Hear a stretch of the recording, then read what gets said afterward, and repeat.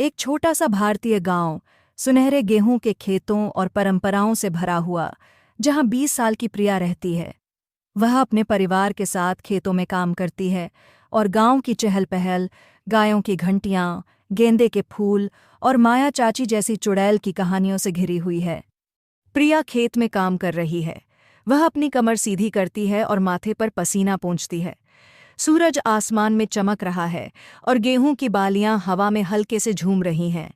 वह गहरी सांस लेती है, मिट्टी और फसलों की खुशबू महसूस करते हुए। बस थोड़ा और, वह खुद से कहती है। तभी उसके पैर के पास एक छोटा सा कंकड़ हल्का सा हिलता है।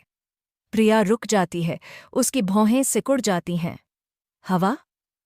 वह सोचती है, लेकिन हवा बमुश्किल चल रही है। वह कंकड़ की ओर देखती है, जो अब स्थिर है। एक अजीब सा एहसास उसके सीने में उभरता है, जैसे कोई अनजानी ताकत उसे बुला रही हो। प्रिया मजाक में सोचती है, अगर मैं इसे हिलाना चाहूं तो? वह अपनी आंखें कंकड़ पर टिकाती है और मन ही मन कहती है, उठो। कंकड़ कांपने लगता है। प्रिया की सांस रुक जाती है। धीरे धीरे वह हवा में तैरने लगता है, जैसे कोई अदृश्य धागा उसे खींच रहा हो। प्रिया की आंखें विस्मय से फैल जाती हैं। ये मैंने किया? वह फुसफुसाती है। उसका दिल तेजी से धड़कता है। वह अपनी हथेली फैलाती है और कंकड़ धीरे से उसकी हथेली में आकर गिरता है। लेकिन डर भी उसके मन में उठता है। वह चारों ओर देखती है। खेत खाली है, दूर गांव की छतों से धुआं उठ रहा है। कोई नहीं देख रहा है। फिर भी उसे डर है कि अगर माँ, पिताजी या गांव वाले को पता चला तो क्या होगा। उसने सुना है कि गांव वाले माया चाची को चुड़ैल कहते हैं। कोई नहीं जानना चाहिए, वह मन में ठानती है और टोकरी उठाकर तेजी से घर की ओर चल पड़ती है। उसका दिल उत्साह और भय के बीच झूल रहा है। कुछ तो बदल गया था। प्रिया अब वही नहीं थी जो सुबह खेत में आई थी। शक्ति का अभ्यास और रहस्य का गहराना।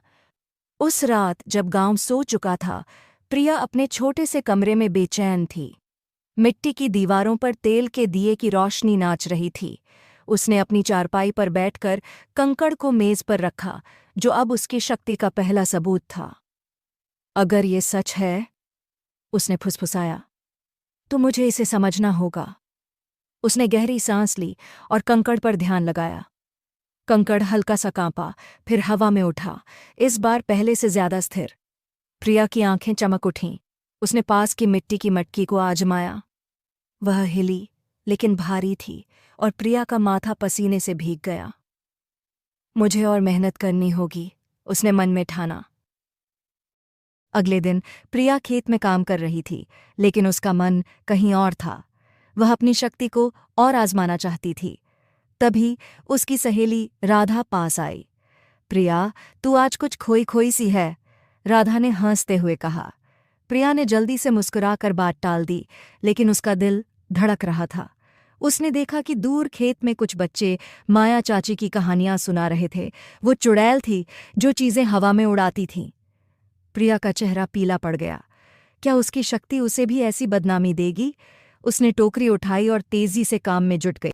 शाम को प्रिया गांव की नदी के किनारे गई, जहां कोई नहीं आता था। नदी का पानी चांदनी में चमक रहा था और चारों ओर सन्नाटा था।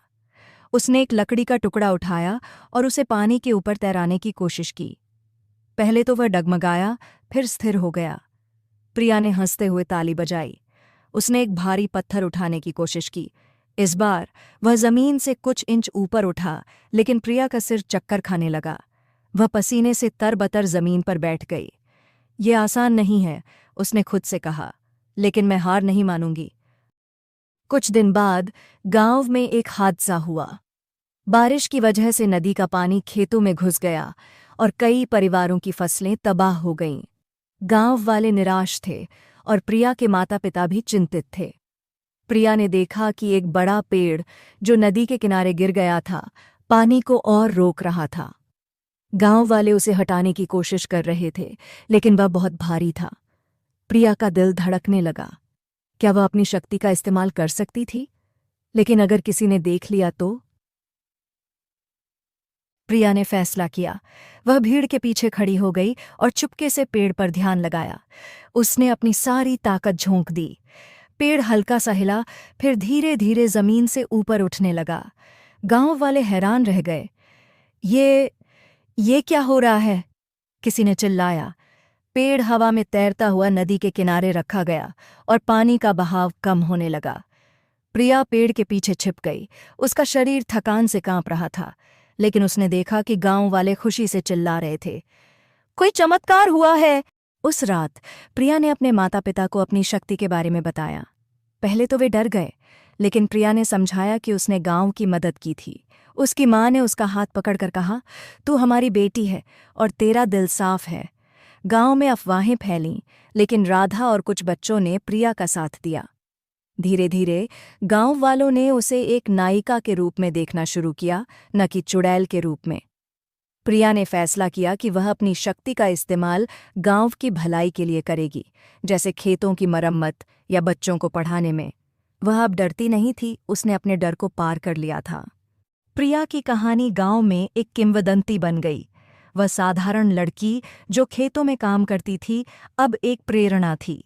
उसकी शक्तियाँ उसका आशीर्वाद थीं और उसने साबित किया कि साहस और सच्चाई के साथ कोई भी अपने भाग्य को बदल सकता है।